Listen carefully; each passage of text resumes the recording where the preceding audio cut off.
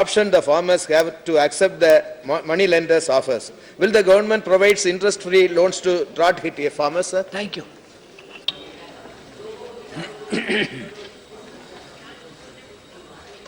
Sir, ये जो विशेष आपदाओं का प्रबंधन करने की अपनी जो पद्धतियां हैं, उसमें अपने हेड तय किए हुए राज्य सरकार इसमें इनिशिएटिव लेकर करना चाहे तो करेंगी। राज्य सरकार की दरखास्त के देखने के बाद, कमेटी की अनुशंसा के बाद और जो भी हेड पर देने की अनुमति दी गई है वो हमारी ओर से एचएलसी को भेज दिया गया है। आप जो पूछ रहे हैं कि इनको ब्याज मुक्त लोन देने का इस प्रावधान इसमें नहीं होता है। Shri Ragesh, there has been a sharp reduction of rainfall in Kerala during the last southwest monsoon. The reduction was a record of more than 34%. And it affects the state of Kerala in a very big way.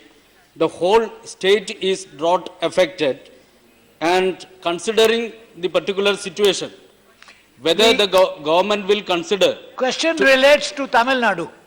No, but it relates to drought. Sir, it relates to drought. I am talking about drought.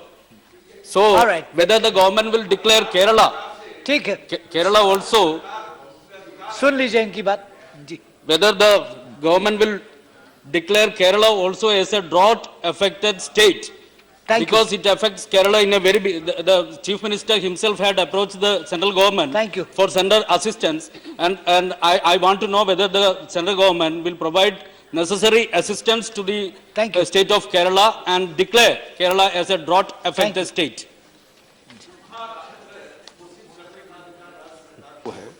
वो अभी राज्य सरकार घोषित करती है और हमारे पास memorandum भेजती है तो निश्चित रूप से हमारी टीम जाएगी, अध्ययन करेगी और हम पर्याप्त सहायता करेंगे।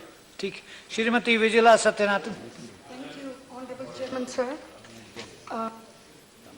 Regarding the memorandum submitted by our Honorable Chief Minister Shri Edappadi Palanichami to our Honorable Prime Minister on 27 February 2017, he has requested, as our state has been severely affected by drought, and the state has been declared drought hit, and the relief of the farmers and the damages caused to the crops due to the heavy failure, and we have to also ensure the drinking water supply.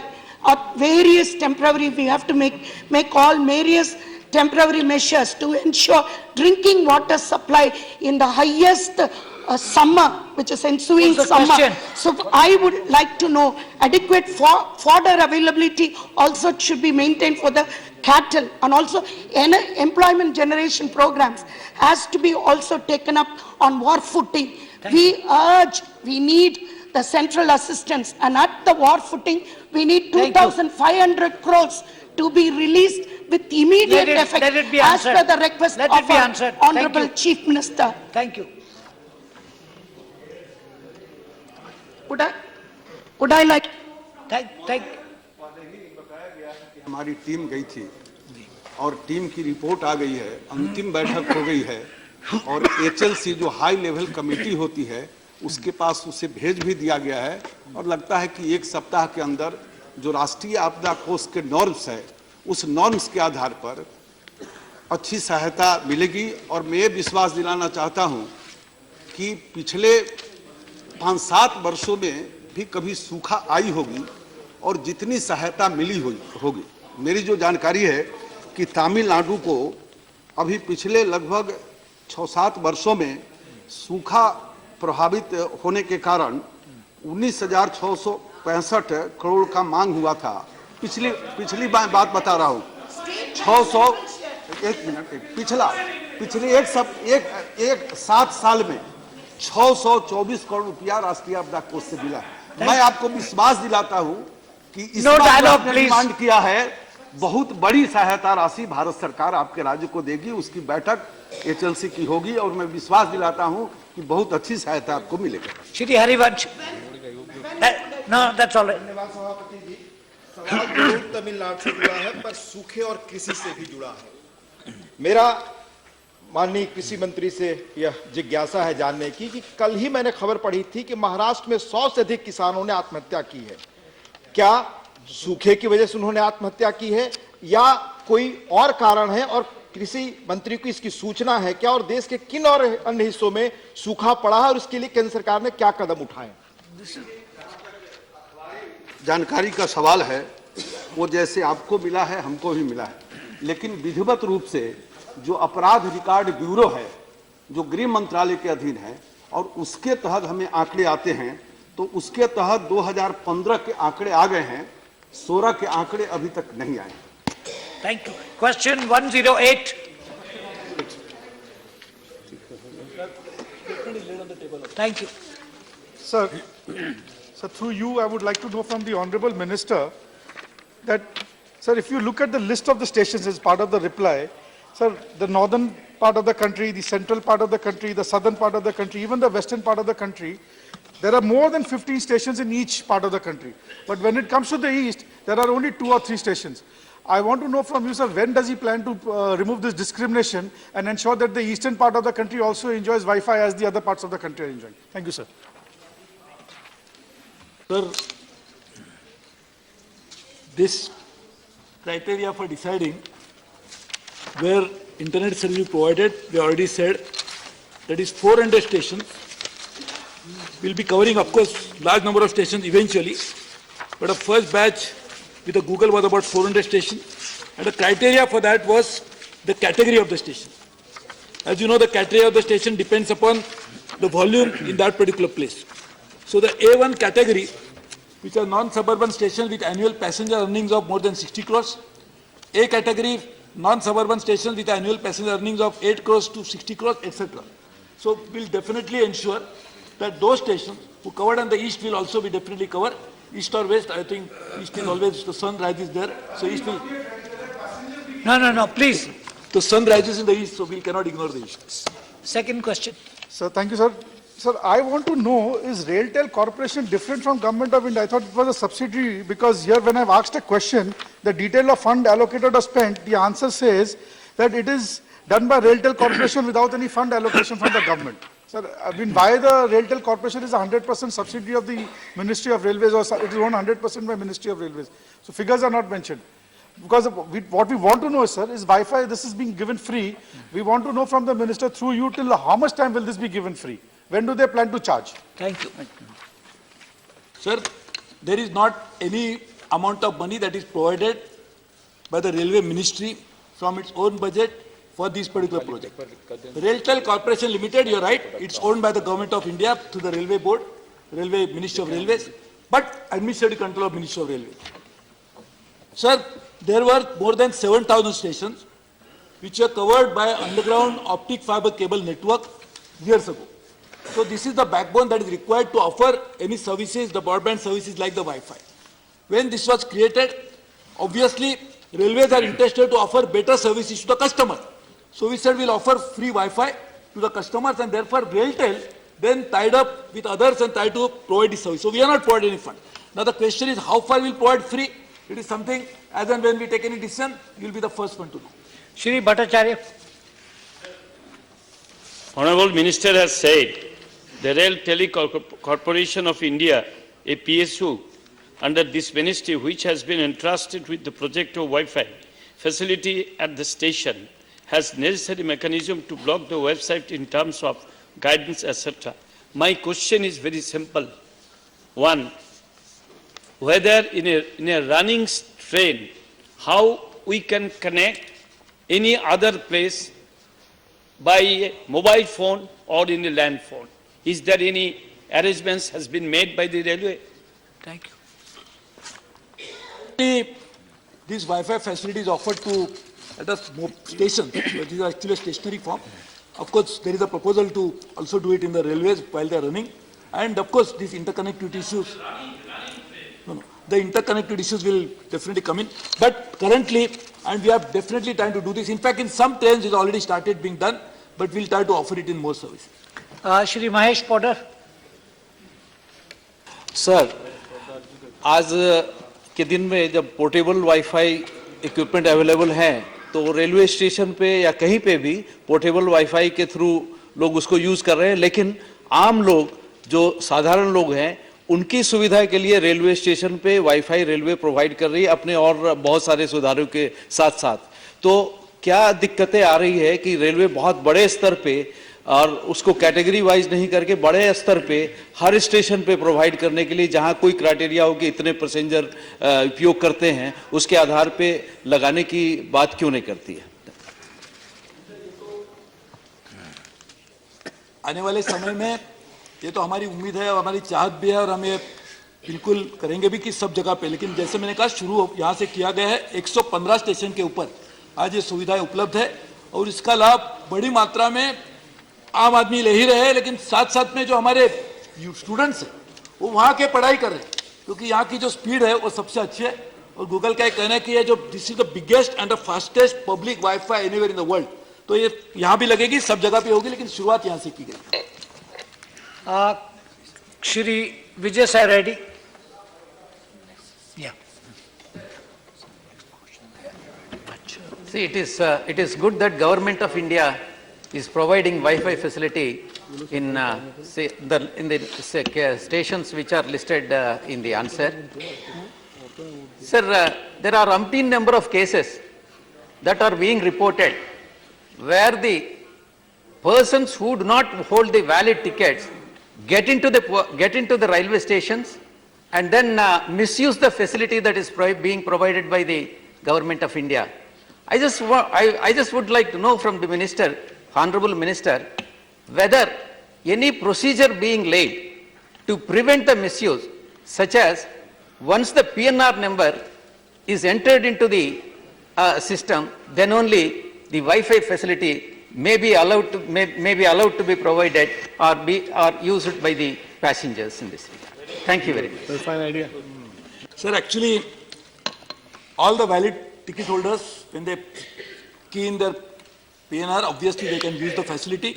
But today it is also available for others. So, like I am telling some students who come there and do it.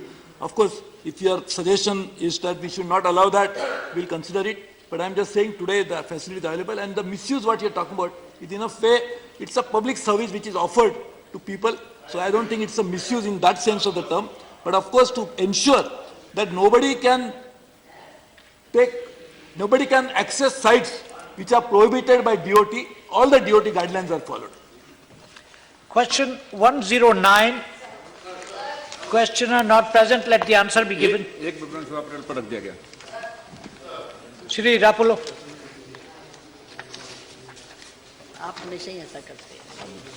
Respected Chairman, the Honorable Minister is gracious enough to record the fact that the Food Corporation of India is going away from its regular duty. By the time of the demission of office by UPA, the storage capacity owned by Food Corporation of India was 156.47 lakh metric tons, wherein as on this date, it has got reduced to 154.15. The role of Food Corporation of India in food storage, in particular the expanding necessities of the cold chain and the regular food storage requirements are enlarging, but the union government is not encouraging the Food Corporation of India and diverting its role and bifurcating its role into various divisions. I would like to know from the union minister whether there are any designs to dismantle the Food Corporation of India in serving the food requirements and food storages. Thank you. Sir. Honorable Chairman, sir, since it's my maiden reply, blessing of all the learned and honorable member is solicited. In fact, honorable member has gone through this table, reply table, and as he told that the capacity is decreasing, मैं आपकी knowledge में आपके संज्ञान में लाना चाहता हूँ कि capacity food corporation of India का कोई ऐसा नहीं है मिनिस्ट्री का या गवर्नमेंट का कि एफसीआई को पे कम ध्यान दिया जाए. This is not the thing. Cap के अंदर कवर्ड एंड प्लिंथ जो एरिया होता है उसमें धीरे धीरे जो एफसीआई का मामला था उसको कम किया जा रहा है और instead of that we are going for silos. There are 2-3 system of this storage.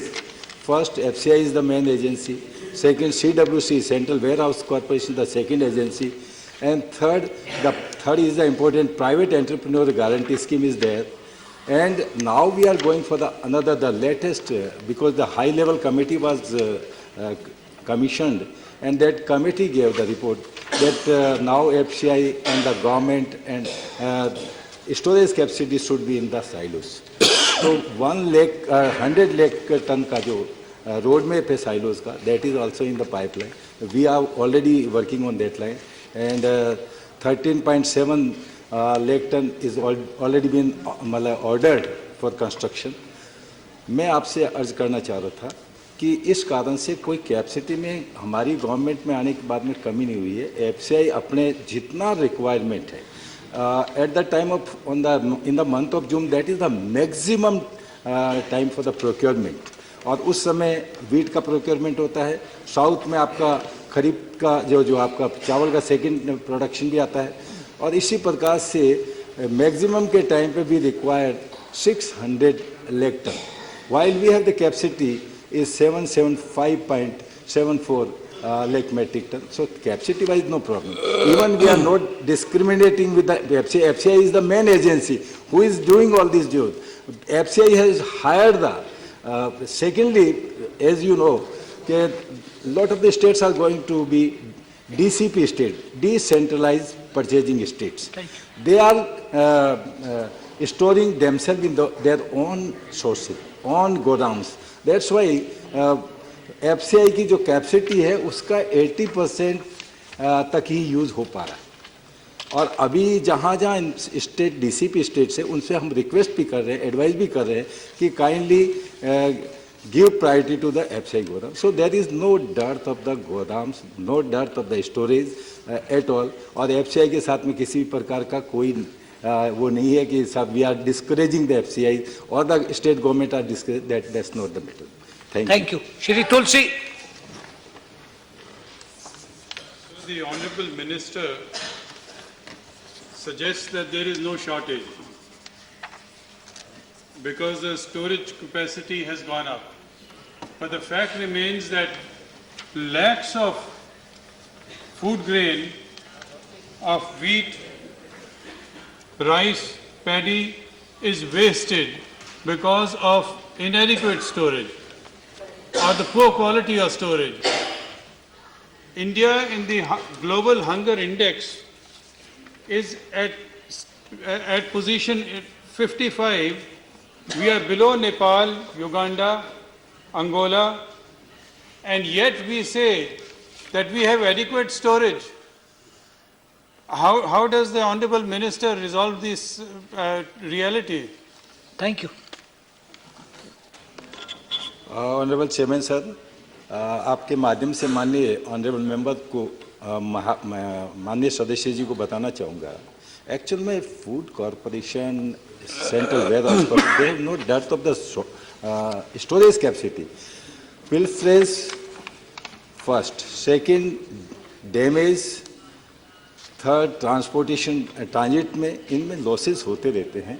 और वो आप देखेंगे ए लेमैन सामान्यतः ये सोचता शायद we are almost 600 lakh ton के आसपास हम लोग हर साल मोर देन दैट हम लोग स्टोर करते हैं. Out of that 3000 only in the last year 3000 metric ton losses हुआ. That is negative 0.0 something. So losses घर पे कुछ सामान रखते हैं उसमें भी थोड़ा लॉस होता है. इतने बड़े गोदाम से इतने बड़े ट्रांजिट होता है उसमें लॉसेज जरूर हो रहा है. सेकेंडली डैमेज का कारण बायोटिक कारण भी हैं, एबायोटिक कारण है, कई बार नेचुरल कॉज है, हेवी रेनफॉल्स हैं. इन कारण से थोड़ा सा लॉसेज होता है. मैं I agree with the honourable member. लेकिन इसके कारण स्टोरेज कैपेसिटी के कारण नहीं है. Storage is sufficient but losses के कारण दूसरे भी ट्रांजिट लॉसेज भी होते हैं, आपके जो फंगस वगैरह लग जाए कई बार। हम सारे प्रिक्योर करने के बाद में all taking the precautions, even then some losses are there, बहुत मीगर लॉसेज आते हैं। श्री सुरेंद्र नागर। सभापति जी, मैं उस क्षेत्र से आता हूँ, उस जिले से आता हूँ, उत्तर प्रदेश के बुलंदशहर से, जो खासतौर से गेहूं के उत्पादन में प्रदेश में प्रथम स्थान रखता है। और माननीय मंत्री जी ने कहा कि खाद्यान्न का जो भंडारण है वो सफिशिएंट है। मैं जब क्षेत्र में आता हूं तो बहुत सी ऐसी जगह स्टोरेज खाद्यान्न का किया गया है जहां खुले में है, केवल उसके ऊपर तिरपाल रखा गया है और बारिश में वो खराब भी होता है। मैं माननीय मंत्री जी से आपके माध्यम से पूछना चाहता हूं कि सरकार 100% खाद्यान्न के भंडारण की जो क्षमता है उसको प्राप्त करने के लिए, उसको पूरा करने के लिए कोई लक्ष्य रखा है कि कब तक 100% जो खाद्यान्न है हमारा उसका स्टोरेज हो सके, उसके लिए कोई टारगेट रखा है कि किस वर्ष तक या कब तक आप इस भंडारण की क्षमता को प्राप्त करें? Thank you. Honourable chairman sir, मैं माननीय सदस्य महोदय को अवगत कराना चाहूँगा कि आपका चिंता सही है या आपका चिंतन है कि 100%, आज मैं आपको कह रहा हूँ हमारा 100% ऑलरेडी है। कई बार प्रोक्योरमेंट के टाइम पे जो प्लेन एंड कैप वाला जो है, प्लीज प्लीज प्लीज सुन लीजिए, कृपया सुनने का कष्ट करें। प्लेन जो स्केप जो है वो एक टेम्परेरी अरेंजमेंट से पहले काफ़ी हद तक, यू आर राइट, आप बिल्कुल सही कह रहे हैं माननीय सदस्य महोदय कि पहले कैप की कैपेसिटी ज़्यादा थी, इसमें ज़्यादा रखा जाता था, धीरे धीरे इसको कम किया जा रहा है जो कवर एंड प्लिंथ वाला है। उसकी जगह instead of that we have brought the scheme of silos that is 100 lakh ton जो ऑलरेडी है। इसी प्रकार से जहाँ जहाँ पे आपका पेड सिस्टम है, प्राइवेट एंटरप्रेन्योर गारंटी, जिसमें 151 लाख टन का जो टारगेट रखा था, इसमें से we have already achieved 136 lakh ton is already under the PEG schemes. मैं आपसे अर्ज कर रहा हूं, आपका बुलंदशहर का स्पेशली जो है, कहीं बुलंदशहर में कमी है तो आप हमें बताएं, we will find out the solution. मेरे प्रश्न का जवाब नहीं आया सभापति जी। मैंने पूछा कि 100% भंडारण की ऑनरेबल मिनिस्टर 1 मिनट। सभापति जी, जो प्रोक्योरमेंट का सवाल है, एक तो प्रोडक्शन होता है और प्रोडक्शन बहुत बड़ी संख्या में होता है और प्रोक्योरमेंट करते हैं। प्रोक्योरमेंट जो है अकेले एफसीआई नहीं करती है, एफसीआई तो केवल 10% करती है, 90% राज्य सरकारें करती है और राज्य सरकार जो प्रोक्योरमेंट करती है हम उसको पैसा देते हैं। और जैसा कि इन्होंने कहा कि 2 तरह के स्टेट्स हैं, एक डीसीपी स्टेट्स है, एक क्या कहते हैं कि स्टेट्स है जहां हम भी खरीदते हैं, राज्य सरकारें भी क्या कहते हैं खरीदती है। हम उसको पैसा देने में कोई कोताही नहीं करते हैं। आपने जो कहा कि बाहर में अनाज रखा रहता है और क्या कहते हैं कि उसको, ये मिसकंसेप्शन है कि बाहर में जो सामान रखा रहता है वो एफसीआई का है। बाहर में जो सामान रहता है वो किसान का है। जब तक एक मिनट पहले सुनिए, जब तक हमारे पास में किसान से अनाज खरीद करके हम राज्य सरकार को पैसा देते हैं, राज्य सरकार। और जैसा कि हमारे मंत्री जी ने कहा, स्टेट मिनिस्टर ने कहा कि हमारे पास में 775 लाख क्या कहते हैं टन की कैपेसिटी क्या कहते हैं उपलब्ध है, जिसमें केवल पीक पॉइंट पर 600 लाख टन है। तो हमारे यहाँ उसकी कोई कमी नहीं है। लेकिन राज्य सरकार यदि कहीं किसान है वो खेत में रखता है या राज्य सरकार उसको खरीदती है, हमारे पास में नहीं देती है, तो हमारी जवाबदेही नहीं है, वो राज्य सरकार की जवाबदेही है। Thank you. देखिए, हम 110% खरीदने को तैयार हैं। जब हम एमएसपी लागू किए हैं तो हमने कहा है कि एक दाना खरीदेंगे, लेकिन कैसे? लेकिन स्टोरेज है हमारे पास में 775 लाख टन का है और पीक पॉइंट पर केवल 600 लाख टन है, तो हमारे पास में तो स्टोरेज 175 लाख टन का ज्यादा है। Thank you. Question 110, questioner not present, let the question be answered. सभा पटल पर रख दिया गया अध्यक्ष महोदय जी। श्रीमती ठाकुर। मैं माननीय मंत्री जी से जानना चाहती हूं कि इन्होंने कहा है कि हम लोगों ने 31/12/2016 तक 1127.81 लगाए, लेकिन अभी भी हिल एरिया का स्पेशली पूछा गया है। हिमाचल प्रदेश में अभी भी ऐसे एरियाज हैं जहां पे टावर्स नहीं। अगर हम वहां के डिविजनल या सर्कल उनसे पूछा जाता है तो वो कहते हैं कि हमारे पास पैसा नहीं है, हम टावर्स नहीं लगा सकते। मैं ऐसे एरियाज बता सकती हूँ, खास करके धर्मशाला डिवीजन में, देरा सब डिवीजन में ऐसे एरियाज हैं जहां अभी भी लोगों को मोबाइल, हालांकि हमारे मंत्री जब पंडित सुखराम जी से उन्होंने पूरी कोशिश की थी, ज्यादा आज उन्हीं की देन है कि हम इतने मोबाइल्स जो हैं वो पूरे देश में हो गए हैं। लेकिन फिर भी कुछ एरियाज हैं जिनमें टावर्स के लिए डिविजनल सर्कुलर उनके सर्कल के पास पैसा नहीं है। क्या सरकार हिमाचल प्रदेश में पैसा फंड्स देने की कृपा करेगी जिससे कि वहां पे टावर्स लग सके और लोगों को वो सहूलियत मिल सके? मैं ये जानना चाहती हूँ मंत्री जी से। अध्यक्ष महोदय, माननीय सदस्य ने जो जानना चाहा है, ये सच है कि पूरे देश में मोबाइल कनेक्टिविटी नहीं है और भारत सरकार ने कुछ प्राथमिकताएं तय की हैं और उसका प्लान भी बनाया है, जिसमें लेफ्ट विंग एक्सट्रीमिस्ट एरिया के लिए एक प्लान हमारा जिसको हमने इम्प्लीमेंट कर लिया है। हिली एरिया जिसमें आपका प्रदेश आता है उसका भी हमने प्लान बनाया है। नॉर्थ ईस्टर्न स्टेट्स ये प्रियॉरिटी के काम है और आने वाले 2018 तक इसमें से अधिकांश काम हम पूरा कर लेंगे। अभी तक 55,000 मोटे तौर पर 2011 सेंसस के आधार पर 55,000 विलेजेज हैं जहां पर मोबाइल कनेक्टिविटी नहीं है और जो लेवी भारत सरकार लेती है यूएसओएफ से, उसमें हम प्लान बना रहे हैं कि देश के जो शेष गांव रह गए हैं उनको आने वाले दिनों में मोबाइल कनेक्टिविटी से जोड़ा जाए। तो आप निश्चिंत रहें, हिली एरिया हमारी प्राथमिकता में है और उन क्षेत्रों में मोबाइल कनेक्टिविटी पहुंचे, इस पर सरकार, देखिए आप जो लिख के देंगे, जो संभव होगा मैं जरूर करूंगा। Thank you. Shri Rajiv Gowda. I just mentioned the Universal Service Obligation Fund. This is the fund that is available to provide connectivity to remote areas and underserved areas. That fund is massively underutilized. How much percentage of that fund is utilized and why is it not being harnessed for providing services to these remote areas in the way that it's necessary? ने बहुत उचित प्रश्न पूछा है। भारत के consolidated fund में काफी पैसा पड़ा हुआ है, लेकिन जैसे जैसे मंत्रालय खर्च करता है उसी हिसाब से वित्त मंत्रालय उसको रिलीज करता है। अभी तक जो खर्च की स्थिति थी वो इतनी अच्छी नहीं थी, अब उसमें काफी अच्छी प्रगति हुई है।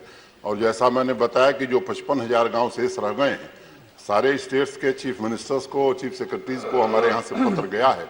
हमने अनुरोध किया है कि और भी जो गाँव हैं वो कृपया हमें उसकी सूची भेज दें ताकि हम इस आने वाले प्लान में इसे निश्चित रूप से ले सकें। श्रीमती रेणुका चौधरी।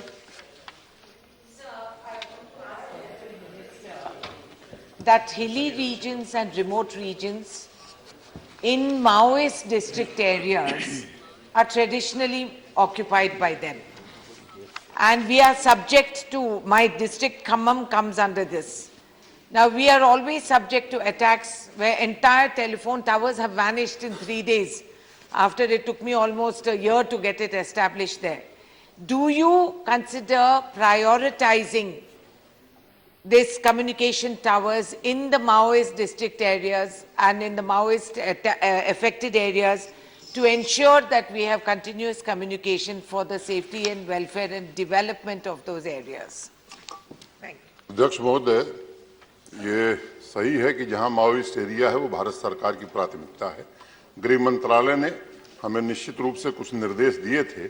केवल 15 या 16 स्थानों को छोड़ करके बाकी सभी जगह जो सैंक्शन था वो टावर लगा दिए गए हैं, वो रेडिएट कर रहे हैं। कोई विशेष क्षेत्र है तो माननीय सदस्य से मैं आग्रह करूंगा कि वो मुझे लिखित रूप से दे दें, तो मैं निश्चित रूप से आने वाले समय में कोशिश करूंगा कि इनकी समस्या का भी समाधान हो।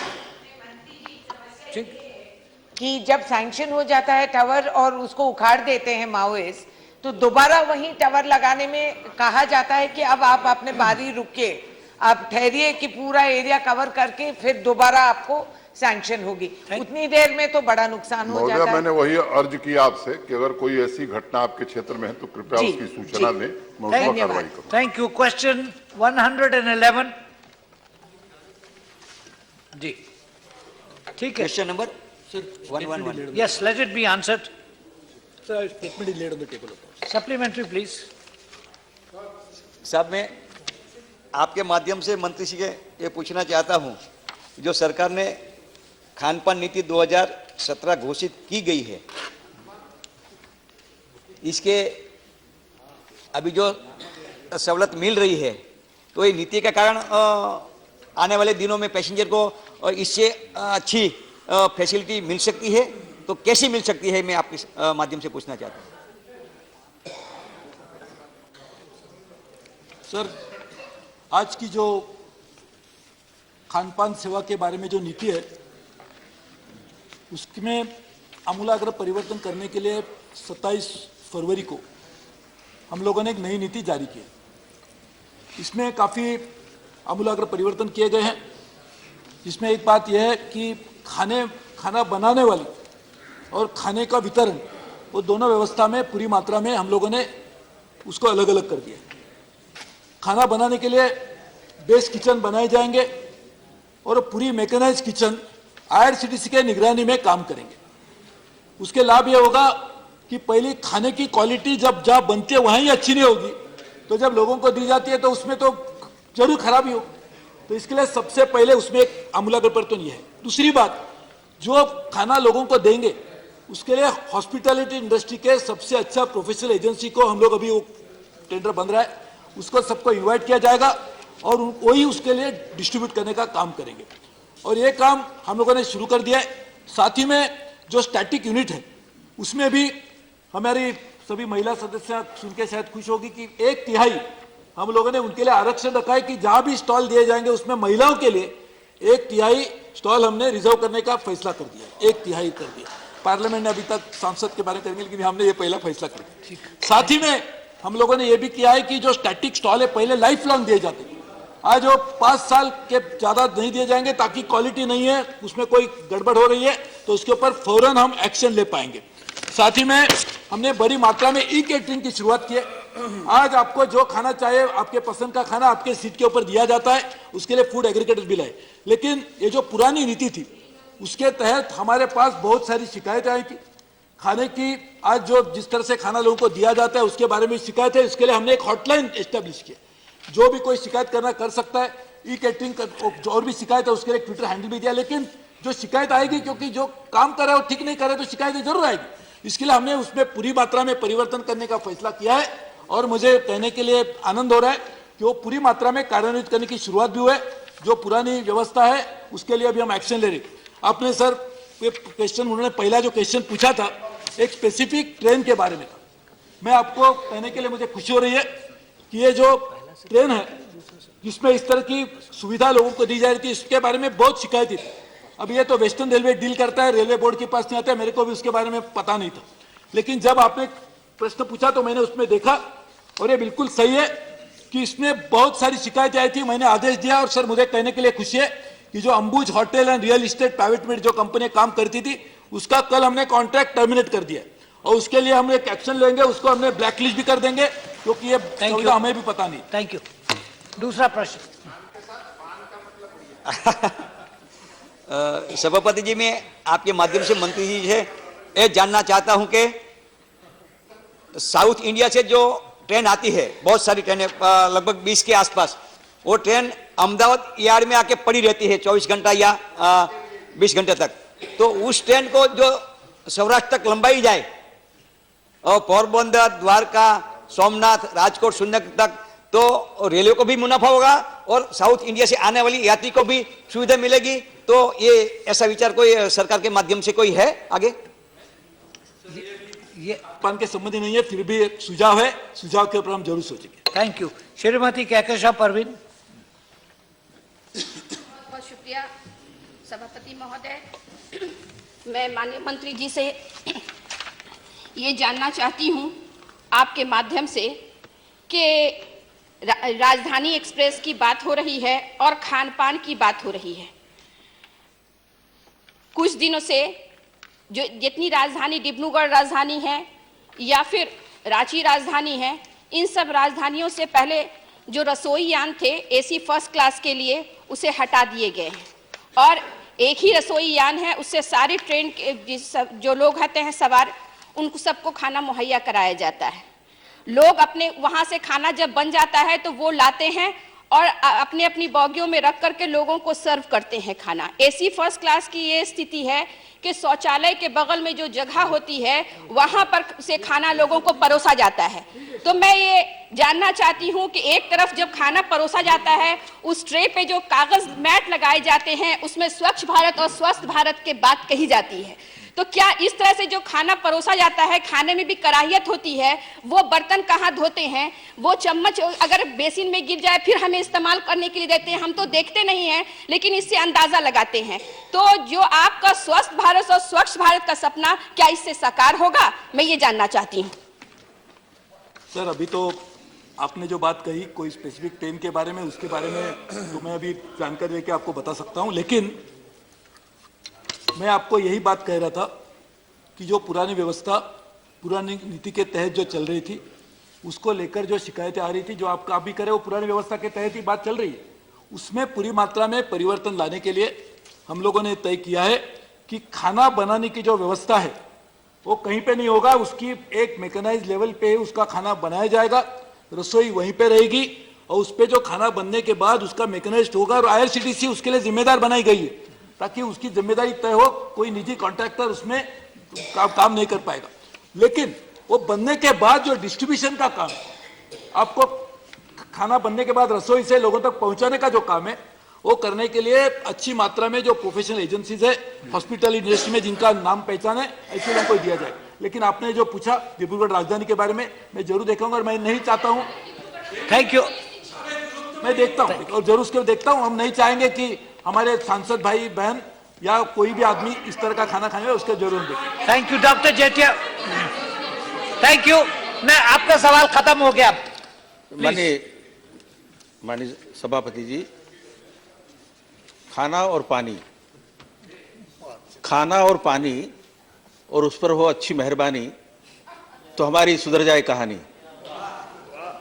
मैं जानता हूं कि कुछ अच्छी शुरुआत करने के लिए, जैसे नई दिल्ली मुंबई राजधानी एक्सप्रेस में जो खाना दिया जाता है बहुत सलीके से और बहुत बेहतर खाना मिलता है, किंतु शताब्दी एक्सप्रेस जितनी चलती है, जिसमें मैंने सफ़र किया है, वहाँ न तो खाने की गुणवत्ता को मेंटेन करने के कोई उपाय हैं और इसलिए हम चाहते हैं कि चूंकि जो सफ़र करता है आदमी, रेलें जब कभी देर हो जाती है तो खाना उसको खाना ही पड़ता है और इसलिए खाना ऐसा हो जिसमें कि सबका गुजारा हो जाए और साफ सुथरा हो जाए।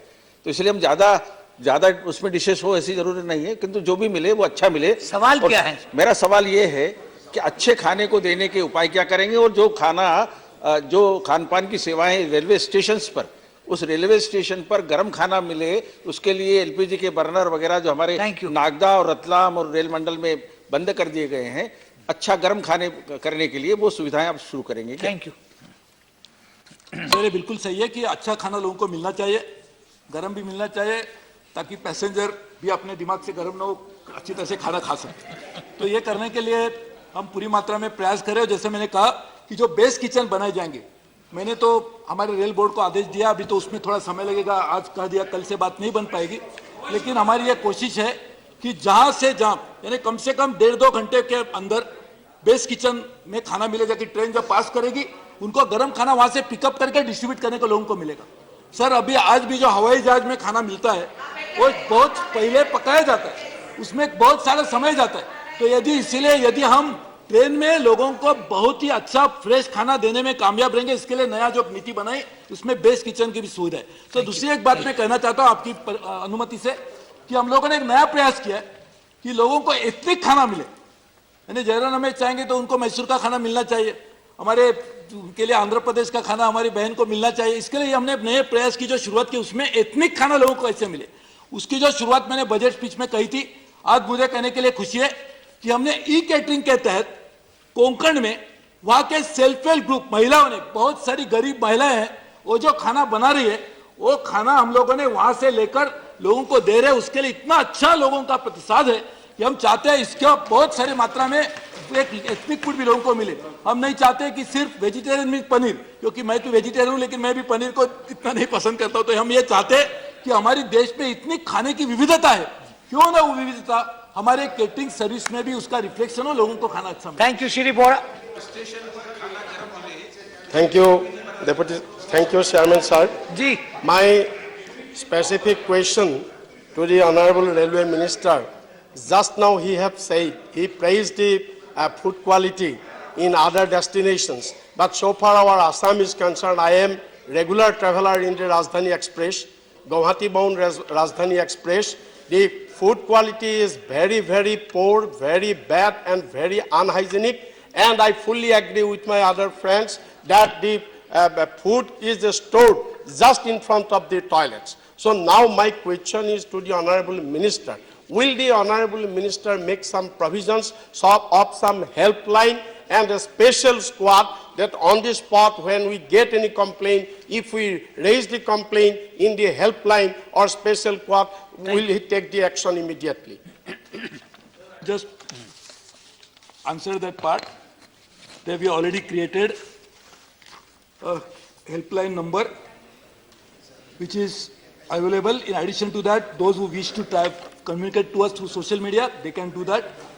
But as you said, the essential part of changing the policy, the reason for changing the policy, the justification for changing the policy, the rationale for changing the policy was exactly the same. That today, the type of food that is served to the private contractors is not living up to the expectations of the people, and therefore we are changing it completely. I fully appreciate, and that was the need for changing the policy. That's why I announced in my previous budget speech, and we consulted large number of people, because it is not easy, as you know, in the government to change something. It takes so many stakeholders, so many interests. So we actually addressed this, and we have changed the policy. Thank you. Question 112. Srinanda. Question admit 112. Ji. Supplementary. Sir, I am asking one supplementary to you, to the Minister. How much food grain has been allocated and dispatched to various states against their respective demands? How much grain has been distributed? Honorable Chairman, sir, in fact, the question is related with the कि हमारे देश में कितने लोग भूख से या 2 time खाना नहीं मिल रहा है। आपने अभी पूछा कि कितना ग्रेन किस स्टेट को भेजा जा रहा है, वो पूरी स्टेटमेंट की एक लिस्ट दे दी जाएगी आपको। मैं आपसे अर्ज कर रहा था कि जितना NFSA लागू होने के बाद कोई भी ऐसा नहीं है, भारत की 2/3 population is covered under this NFSA, 75% population is rural, 50% in urban, and they all are getting highly subsidized meal. सुन लीजिए, सुन लीजिए भाई, बात तो सुन लीजिए उनकी। I am coming on that line also. Highly subsidized food is being given, और पूरे देश के अंदर लोगों को रूरल अर्बन को दिया जा रहा है। कोई ऐसा स्टेट जिसको जितना पहले मिल रहा था NFSA लागू होने से पहले, उसमें कहीं कमी नहीं रखी गई है, और जितना मिल रहा था उससे करीब सभी स्टेट्स को ज़्यादा फूड दिया जा रहा है। आपके स्टेट की कोई पर्टिकुलर बात हो कि साहब हमारे को फूड कम मिला है या कि कोई किसी प्रकार की problem, then you can tell us. Thank you. Second question जो मैं पूछा था वो क्वेश्चन का आंसर नहीं आया। मैं पूछा था स्टेट का कितना डिमांड था, कितना भेजे। अच्छा, पर्टिकुलर एक स्टेट का बारे में मैं आपको पूछता हूँ, उत्तर प्रदेश कितना The Honorable Minister will answer. Demand था उत्तर प्रदेश में?